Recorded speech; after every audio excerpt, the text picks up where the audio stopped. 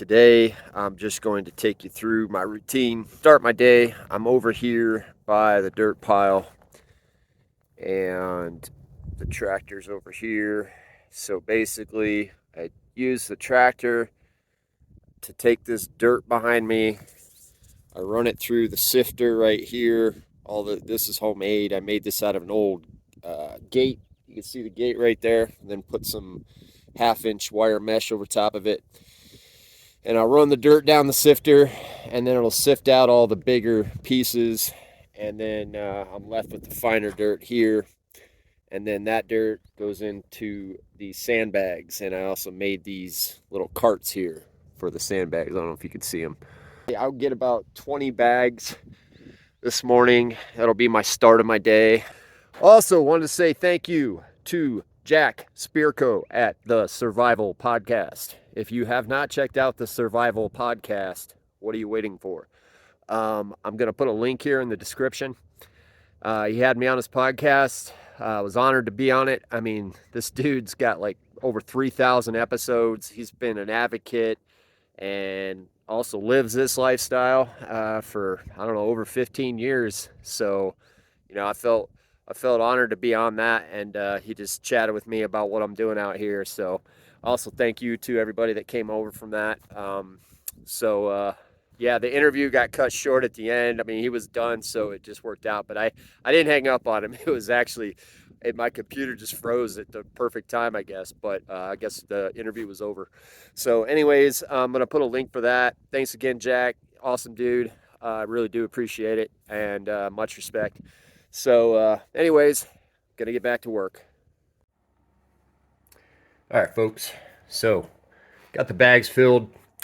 Next part of my day is I got to get these little cutie pies out of here. I have them in my earth bag building, which is right now acting as a little nursery for my plants. This is soon going to change in here again. I think I'm going to end up growing mushrooms in this building because I'll go into that in a different video, but there's some reasons for it. Most of it has to do with passive heating and cooling, and I don't have to do much to change the temps. So if I grow seasonal mushrooms that grow at certain temperatures, certain times of year, I could probably yield some good mushrooms, maybe some profit out of this thing. So that's what I think I'm going to do in here, but we're not there yet. Anyways, okay, so the story with this thing, some of you have been following my videos, but I welded this kennel. I made this by using scrap steel and some cattle panels and some fencing. Now, of course, I don't really use this thing, and this was complete overkill. I didn't need to make it this big, but I had the material, and I figured, hell, if I'm going to weld a kennel, I might as well make a good one. So you can see here, I got this sucker. This thing's about 8 feet tall. Got the doors lock. Actually did a split door here, so that top part can open up, and then this bottom door open like this.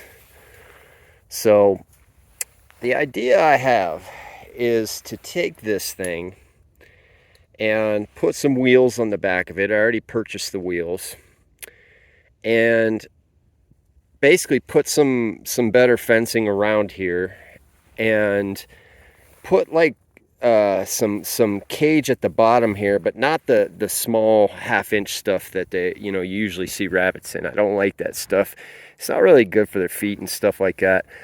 But I'm thinking maybe something like this, so they could still have, their paws can still get in, and plus the grass will be able to come up through the bottom of the cage. That's the idea, because the whole point is I want to be able to just tractor these things around the property, especially when it gets green out here, and just cart my rabbits, move it every couple days from there to there to there to there, wherever I want to go. Okay, so now step one, I've got the little bunnies in the cage, just letting them break in here a bit. This is obviously not going to stay this way. This is just kind of let them get in here, get acclimated. They kind of freaked out a little bit.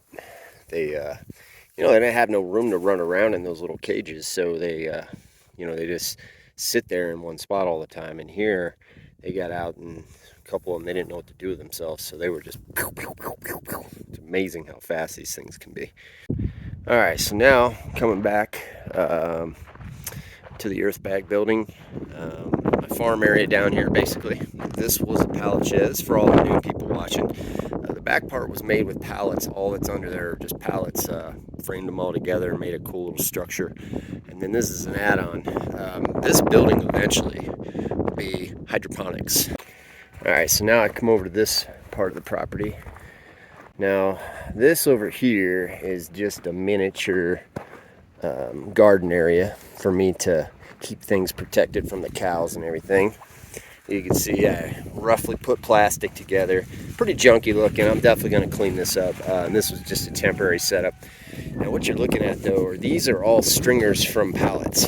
So you know the stringers hold the deck boards, and it's a pretty stable thing here. This thing has survived the major windstorms we've had. It's survived monsoon season. It's good to go. This doesn't go anywhere, okay? So I'm still going to use this, but I'm going to clean it up, do something different. But I am going to grow in this thing. So I got to figure this out. I do have some microgreens growing in there. You can see I've been experimenting. These are soilless microgreens. So I've been playing around with that, trying to figure out, you know, creative ways to grow stuff. So it's like a little experiment area, but definitely needs some work. Then we'll come over to this area. This will eventually be an in-ground cistern. That's what this is for, water catchment. But right now, I've actually been burning stuff in here when the wind's not blowing, because this is a great fire pit. You know, it was like 6 feet in the ground. So this here's another grow area. I'm going to be putting some type of structure up here. You can see my hoop house slash greenhouse over here. I'm going to take you in there in a second. Basically what I'm doing is I'm converting this chicken run into my growing area, protected growing area for my plants and all that. Because the chickens will be going out to the chicken tractors. And then this structure, since it's already up, I'm just going to add to it and put some cool setups for growing in here. So it's a work in progress. This is my first hoop house slash greenhouse over there. And then on the side here, I made a cold frame, but this is actually going to be, I'm just going to grow normal things in here. Right now, what you'll see is I got milk jugs buried in the ground. They're full of water, and I'll be putting fertilizer in them. I'm going to be sticking some greens in here, put a net over top. I'll be good to go. Now these will grow, and being underground with these hydroponic lettuces, the temperature will maintain consistency. So the soil, temps are going to keep the water a certain temp, so that way I can grow, even though it might get the temperature swings outside and it'll get hot. The soil temps are going to keep that stabilized as if you were growing in the soil. So that's what that is. And now in here, you see I put a door on this. Did this on a budget, tried to do as cheaply as possible. All this plastic that you're looking at, this is actually free plastic that I got from, you're gonna have to just deal with that rooster. I'm talking to myself too. Anyways, but yeah, this is plastic that I got from an aerospace place, somebody that worked there, and they had this scrap plastic. It's all scrap, they didn't steal nothing. And what this is, they use this stuff on weather balloons and things like that. And so they say. But anyways, this stuff here is UV coated. It's multi-layered. It's super strong plastic, according to my source. So I put this on here, and I'm just seeing what happens. It's pretty loose fitting. There's a lot of flex in this building. That's a good thing. Keeps it going with the wind, and it's basically anchored to the ground, because you can see here the pallets that make up the frame. The pallets have stakes that they're connected to, so it keeps this thing from blowing over. You can see here just PVC pipe on the top there, and just have the plastic, over top of it there. Now in here, same type of thing. I'm actually doing some in-ground hydroponics here as well. This is for like bigger plants. I'm going to put vine crops in here, and eventually once it starts getting warmer, the sides here, the plastic's going to come down, and I'm going to have netting around it so the airflow can flow through here. There's actually going to be a screen right there as well, and one on the door, so we can get a cross breeze and all that. Now this stuff on top here will kind of actually help shade them a little bit. It's almost like it will act as a shade cloth kind of to diffuse the sun a little bit. But right now I just put some seedlings in here because I just want to move them out here and get things acclimated. You can see this is a typical day for me. This is what I do. I got all kinds of things going on. You know, I do try to keep my projects, you know, to where they're bearable, but you know, I also have a lot of things that I need to get done, so I kind of have to sometimes do projects, multiple projects at a time, and just jump from thing to thing. So I kind of run it out here like if I were in school and I had different periods to go to. So my morning period is earth bag class, you know, where I have to go fill earth bags. And my afternoon period, like right now, is my garden time. And you know, so I just figured out based on the weather how I usually feel during the day. Have most of my energy in the morning, get in the afternoon, I hit that lull, so I like to do something a little less physical, like gardening and whatever. And then in the evening time, like I'll have another physical labor thing where I either go back to doing the bags, and in this case today, I got a bunch of pallets that I picked up that I got to unload. So that's a typical day for me. All right, folks, so that is my typical day on a homestead, building a homestead from the ground up. Not necessarily in that order, and sometimes I got different projects to do, but you get the idea. Behind me here, this is my solar power cart that I built.